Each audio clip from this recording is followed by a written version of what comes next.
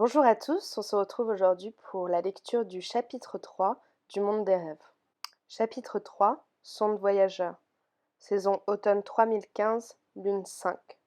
Identification, Ethan 45678. C'est à ce moment précis que je me suis réveillée. La vision d'horreur était trop dure à encaisser pour mon subconscient. Je suis encore sous le choc.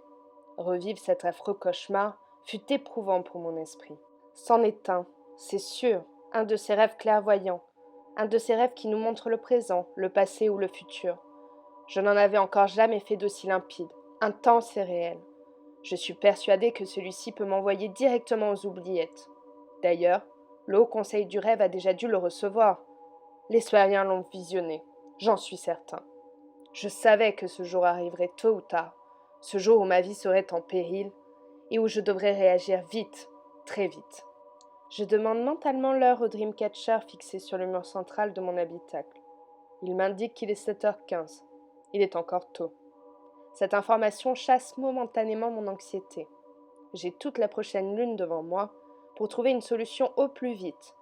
Il ne faut pas que ce cauchemar revienne me hanter et qu'il puisse le voir à nouveau. Si jamais cela devait arriver, il saurait tout, tout de mon identité cachée. Et alors, que m'arriverait-il ? Ce serait la fin. Je n'ose y songer. Il me ferait disparaître comme tous les autres. L'idée me fait frissonner. Je prends le temps de consulter ma plante hybride, Helicus aristosa, grâce à mon Dreamcatcher. Elle manque d'électricité et souhaiterait voir le soleil. Je ressens une profonde tristesse pour elle. Elle n'a jamais ressenti les rayons du soleil et pourtant, la partie biologique de celle-ci a gardé en mémoire la sensation de cet astre sur sa chair. Sa partie électronique n'a pas réussi à prendre totalement le dessus sur son côté végétal.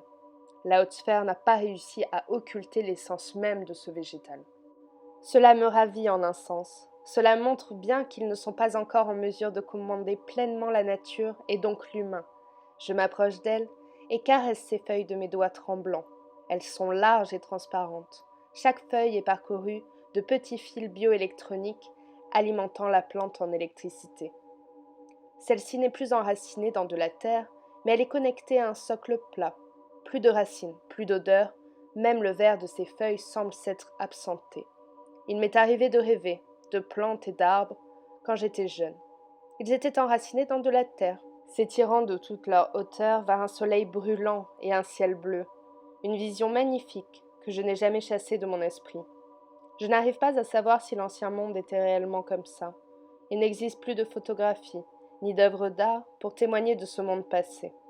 Après la prise du pouvoir par la haute sphère, les sphériens du Haut Conseil ont décidé de brûler les photographies et les œuvres d'art qui représentaient l'ancien monde. Tous les livres furent interdits. La haute sphère voulait que les humains gardent l'espoir, sans se tourner vers un passé maudit. Elle voulait que l'ancien monde ne soit plus qu'un lointain songe, un monde oublié appartenant au passé. Elle voulait que la race humaine reparte de zéro pour ne pas refaire les mêmes erreurs. Je me retourne vers ma plante. Elle trône majestueusement à côté de la fenêtre artificielle de mon habitacle. C'est le seul compagnon qu'il me reste. Helicus aristosa est un hybride bioélectronique conçu par la haute sphère pour maintenir notre empathie à un niveau acceptable. Après le rituel de la révélation, chaque individu reçoit une plante hybride de ce genre dont il doit s'occuper. Cela réduit les risques de suicide au sein de la cité. Dans la nouvelle ère, les gens sont extrêmement seuls. L'amour n'est pas toléré. Seule la procréation est admise dans certaines circonstances. Je n'ai ma plante que depuis 5 saisons, mais je suis très attachée à elle. Grâce au Dreamcatcher, je sais exactement ce qu'elle ressent. Pour l'heure, elle manque d'électricité. J'insuffle à mon Dreamcatcher l'ordre de lui envoyer un petit coup de jus. La réaction est instantanée.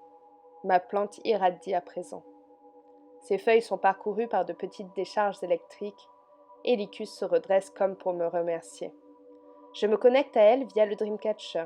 À présent, elle est emplie d'une vague de gratitude qui est contagieuse. Je me sens bien, même si dans l'absolu, je souhaiterais pouvoir lui donner ce qu'elle souhaite réellement, du soleil. Mais je ne peux pas exaucer son vœu. Le soleil n'existe plus. Sphérien, nom masculin. Individu siégeant au sommet et faisant partie du Haut Conseil, à la tête de la haute sphère. C'est le Haut Conseil qui régit tous les systèmes de la haute sphère. Helicus aristosa. Nom, Féminin. Plante hybride composée d'éléments électrobiologiques. Elle fut inventée lors de la vague de suicides de 2725. Elle permet de mesurer le taux d'empathie de chaque individu et de prévenir certains dérèglements mentaux. Il faut absolument que je me mette au travail. J'avance vers un placard rouge sang.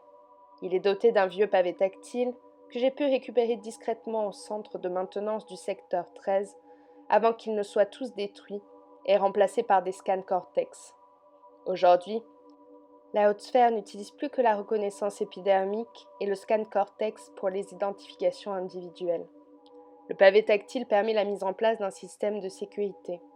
Si un mauvais code est composé 3 fois, le placard s'autodétruit, grâce à un liquide hautement toxique utilisé par la haute sphère pour neutraliser toute machine non répertoriée.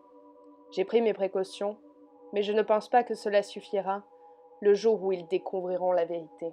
Par ailleurs, si les agents H venaient à découvrir ce placard, la mort serait sûrement le châtiment le plus doux qui me serait réservé. En s'auto-détruisant, au moins, il ne pourrait y trouver qu'un amas de liquide, de débris non identifiables, et je pourrais alors peut-être éviter la torture. Je compose le code avant de valider. La porte du placard découvre une sorte de cercueil rond et translucide. Celui-ci tombe avec délicatesse sur le sol et s'ouvre devant moi dans un cliquetis métallique. Cela faisait longtemps que je n'avais pas vu Voyageur. Cette petite merveille de la technologie me laisse sans voix à chaque fois que je la délivre de sa prison de fer.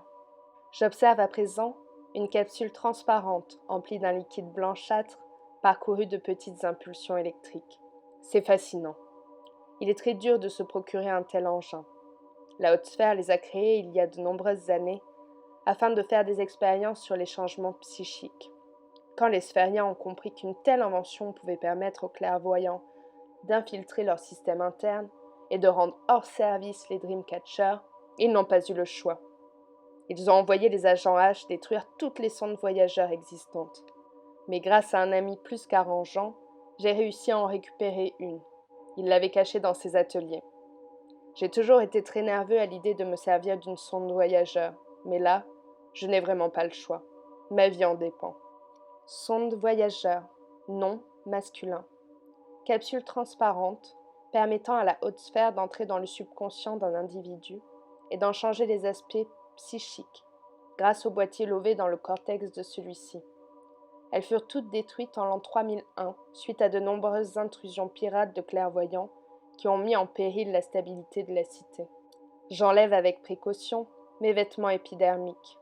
Je touche de mes doigts fébriles la nacelle qui semble nacrée. L'objet reconnaît le contact de ma peau et s'ouvre doucement sur le dessus, laissant apparaître le liquide blanchâtre. Rien qu'à l'idée de son contact froid, je frissonne. Cela fait longtemps que Voyageur n'a pas hébergé mon enveloppe charnelle. C'est une expérience très troublante que de livrer son être à une telle machine. Levant mon pied avec précaution, je le plonge lentement au milieu du liquide froid et visqueux. Mon pied est chatouillé par les impulsions électriques qui parcourent ma voûte plantaire de haut en bas. Je finis par entrer entièrement dans la nacelle, tout en retenant mon souffle pour mieux encaisser le choc thermique subi par mon corps. Ma peau est alors parcourue de frissons incontrôlables. Un fourmillement engourdit tous mes muscles. Je sens les infimes pulsions électriques parcourir mon cerveau et entrer dans mon cortex, via le boîtier qui est implanté dans ma glande pinéale. L'expérience est vraiment désagréable. Je fusionne littéralement avec Voyageur. La machine et moi ne formons bientôt plus qu'un. Je ferme les yeux pour atténuer la douleur qui transperce mon crâne avant de sombrer dans un tumulte d'images indéchiffrables. Voilà, je viens de finir la lecture, le chapitre audio du Monde des Rêves, le chapitre 3. J'espère qu'il vous a plu et je me charge du suivant le plus vite possible.